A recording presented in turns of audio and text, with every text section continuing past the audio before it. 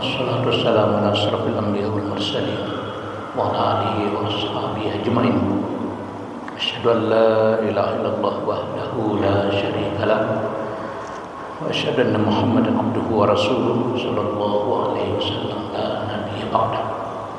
ثم قال الله تعالى في القرآن الكريم: أعوذ بالله من الشيطان الرجيم فأقم وجهك للدين حنيفا فطرة الله التي فطر الناس عليها لا تبديل لخلق الله ذلك الدين القيم ولكن أكثر الناس لا يعلمون. Maka hadapkanlah wajahmu kepada agama Allah yang telah menciptakan manusia berdasarkan fitrah. Tidak ada perubahan pada fitrah Allah. Itulah agama Allah yang lurus. Akan tetapi kebanyakan manusia tidak mengetahui dan tidak memahaminya. Surat Ar-Rum, surat yang ke-30 ayat 30. Jamaah Assalamualaikum, mari kita niatkan untuk mengulang kembali ayat-ayat Allah SWT sebagai pedoman dalam kehidupan yang kita lalui. Pada kesempatan yang pendek ini, karena kita telah memasuki hari ke-16 bulan Syawal 1445 Hijriah, berarti sudah lebih kurang 15 hari kita melalui Ramadan.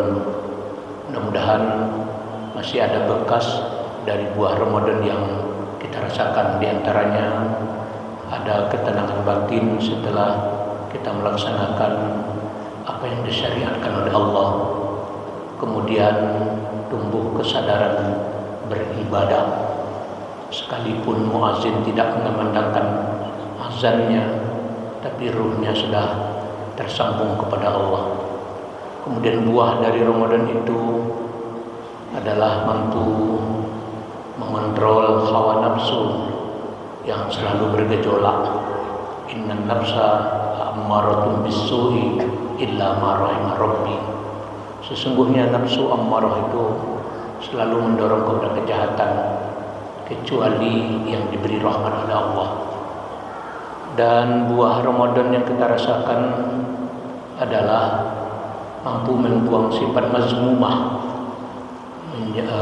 mengubahnya kepada akhlakul karimah. Ini adalah pelatihan yang lama. Salah satunya adalah di bulan Ramadan. Dan yang terpenting lagi, buah dari Ramadan itu adalah tumbuh kepedulian atas kesempurnaan akal yang sudah tertuntun, fisik yang sudah tunduk kepada Allah, dibuktikan dengan kepedulian kepada orang-orang yang membutuhkan uluran tangan kita. Sampai Rasulullah SAW bersabda dalam hadis yang sering kita dengar, inna syahrul Ramadan mu'allakun bainas sama'i wal ardi la yarfa'u illa bi zakatil fitri. Sesungguhnya bulan Ramadan itu amal ibadahnya tergantung antara langit dan bumi sepanjang mereka tidak menunaikan zakat fitrah. Artinya menuntun kepada kita untuk kepedulian kepada orang-orang yang membutuhkan uluran tangan.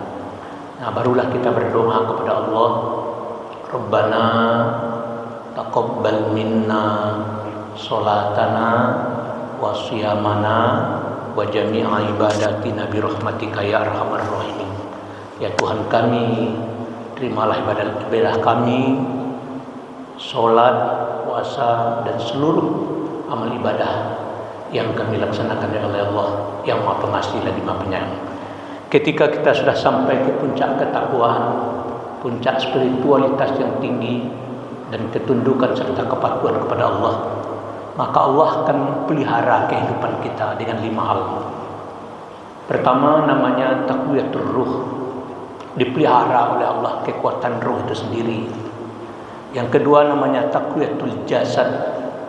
Dipelihara oleh Allah kekuatan fisik kita.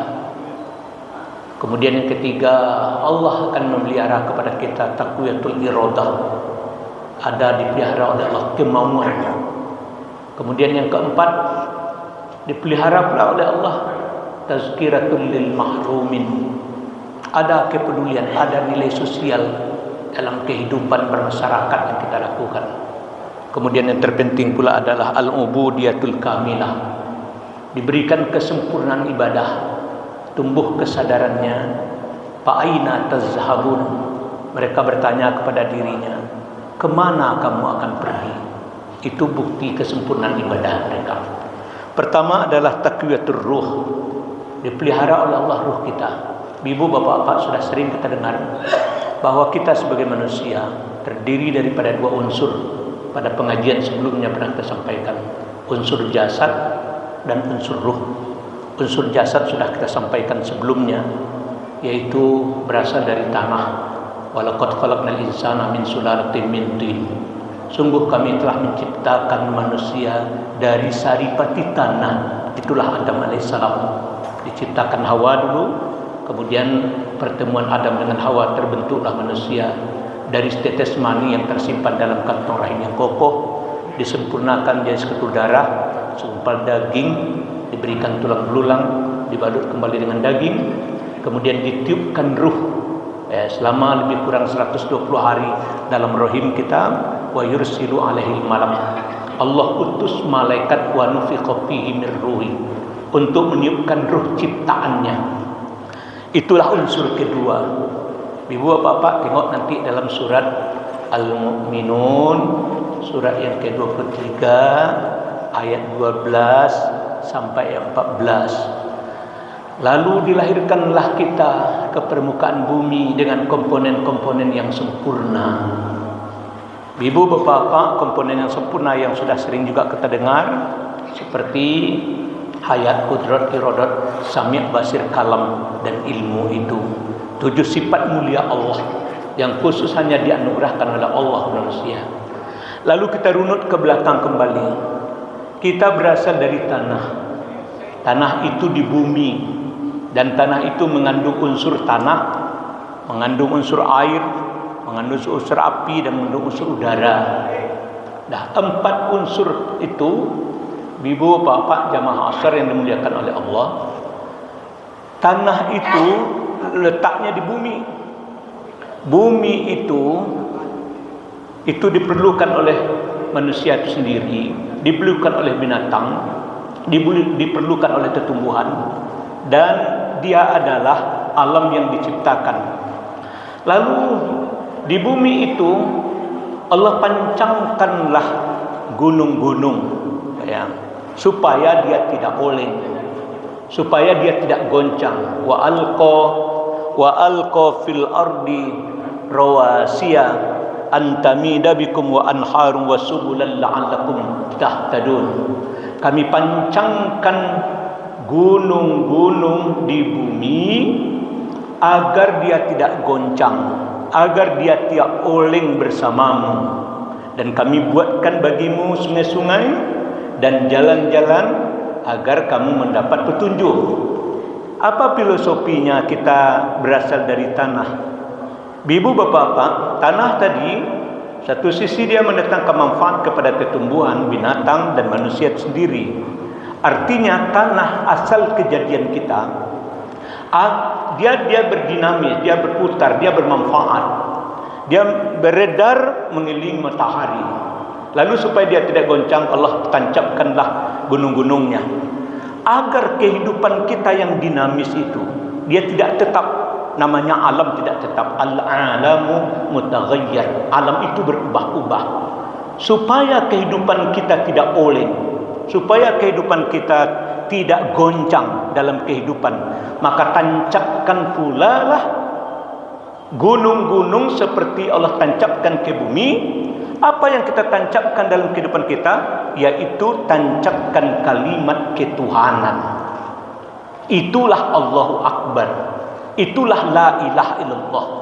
Sampai Rasulullah sallallahu alaihi wasallam bersabda, afdhalul dzikri fa'lam annahu la ilaha illallah. Ya, zikir yang utama itu adalah kalimat la ilaha illallah. Itu pasak bagi kita dalam kehidupan. Dalam kalimat la ilaha illallah atau kalimat tauhid, menafikan yang lainnya, sehingga kita esakan Allah. Di sana ada keyakinan rububiyah. Allah pencipta, Allah pengatur, Allah pendidik. Allah pencipta seluruh apa yang ada di langit dan di bumi serta isinya. Semua dia bertasbih kepada Allah. Seperti ayat yang sering kita dengar itu, wa tusabbihu lahu ma fis samawati wa ma fil ardi wa man fihinna. Bertasbih apa yang ada di langit dan apa yang ada di bumi serta apa yang ada keduanya. Lalu supaya tidak goncang tadi, kemudian Rasul juga sabdakan kepada kita, la ilaha illallah kalami, man qalaha dakhala hisni wa man dakhala hisni amina min azabi. La ilaha illallah itu kalam aku, kata Allah. Aku ada di dalamnya. Barang siapa yang berkata dengan kalimat la ilallah, berarti dia masuk dalam lindunganku. Kalau masuk dalam lindunganku, berarti dia selamat dari azabku. Itulah bibu apa-apa tamsilan takwiyatur ruh, supaya dipelihara ruh kita. Jasad kasar ini tidak akan berfungsi seperti sudah sering disampaikan. Namanya takwiyatul jasad. Kekuatan jasad itu tidak berfungsi sama sekali kalau sudah dipisahkan ruh dari jasad. Sementara kapan ruh itu dipisahkan dari jasad, kita tidak bisa memahami, Pak. Tidak ada alat pendeteksi dan tidak ada di antara kita bisa mengetahui. Tapi yang jelas, walikulli ummatin ajalun, fa iza jaa ajaluhum la yastakhiruna sa'atan wa la yastaqdimun. Setiap jiwa, setiap diri itu sudah ada garis ajal. Ketika ajal sudah tiba, maka tidak ada kuasa kita untuk mengundurkannya sedetik, dan tidak ada pula kuasa kita untuk memajukannya sedetik. Lalu supaya jasad itu diberikan kekuatan Allah, yang pertama mungkin kita konsumsilah yang halal. Sudah sering juga kita dengar ayat, ya ayuhan nasu kulu fil ard, ya ayuhan nasu kulu mimma fil ardi halalan thayyibatan. Wahai manusia, makan dan minumlah makan dan minumlah kamu yang jelas halal lagi baik. Itu konsumsi pertama yang harus kita seimbangkan dalam kehidupan kita untuk mengisi kebutuhan jasad. Jangan sekali-kali bercampur antara halal dengan haram. Kalau sudah bercampur antara halal dengan haram, maka ruh dengan sendirinya terkotori. Kalau ruh sendirinya dengan kotori, kata Rasulullah, ya, mangkana kullu jasadin nabata min sahab pannaru aulabi. Setiap fisik anak dibesarkan dari makanan yang haram, itu neraka lebih utama buat anak itu. Berarti fisik kasarnya itu sudah langsung menolak keberadaan ruh itu sendiri. Oleh sebab itu jamaah asar yang dimuliakan Allah, supaya kuat ada kekuatan kepemeliharaan kekuatan ruh, yakinkan kepada diri, yaitu tancapkan kalimat tauhid. Supaya ada kekuatan fisik, konsumsilah makanan yang halal, sehingga Allah akan berikan keyakinan kepada kita, sebagaimana seperti yang pernah kita sampaikan ketika Talut menghadapi tentara Jalut yang banyak. Karena waktu sudah masuk, itu yang dapat kita sampaikan. Nanti tengok dalam surat Al-Baqarah ayat 249. Talut menghadapi tentara Jalut yang banyak, yang terlatih. Tetapi barang siapa yang taat kepada Talut atas perintah Allah, Allah akan berikan kekuatan fisik baginya. Wabillahi taufiq wal hidayah. Mohon maaf, mudah-mudahan seluruh apa yang kita laksanakan atas perintah Allah dipelihara oleh Allah. Wabillahi taufiq wal hidayah. Walhamdulillahil alamin. Assalamualaikum warahmatullahi wabarakatuh.